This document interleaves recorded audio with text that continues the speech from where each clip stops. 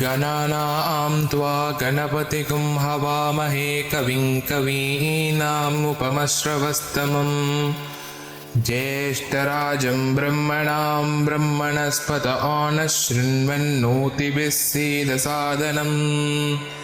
ॐ श्रीमहागणपतये नमः। हरिः ॐ।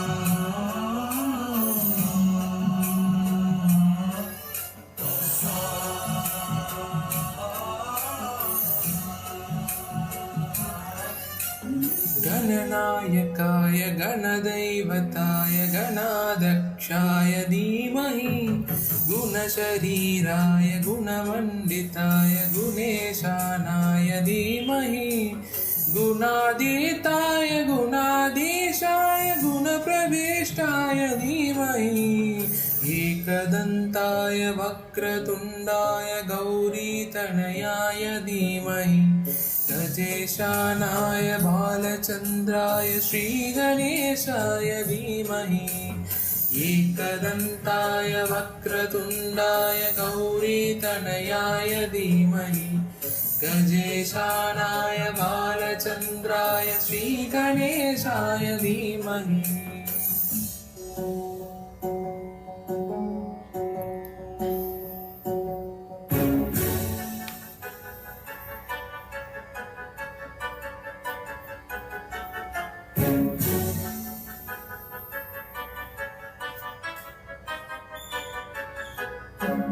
सर्वराजाय गन्धाय सर्वकामश्रवणप्रणयिने गाढानुरागाय ग्रन्थाय गीताय ग्रन्थार्थतत्त्वविदे गुणवते गणपतये ग्रन्थगीताय ग्रन्थगेयाय ग्रन्थर्तरात्मने गीतलीनाय गीतश्रयाय गीतवाद्यपटवे ध्येयचरिताय गायगवराय गन्धर्वप्रियकृपे गायकदीनविग्रहाय गङ्गाजलप्रणयवते गौरीस्तनन्दनाय गौरीहृदयनन्दनाय गौरवानुसुताय गौरीगणेश्वराय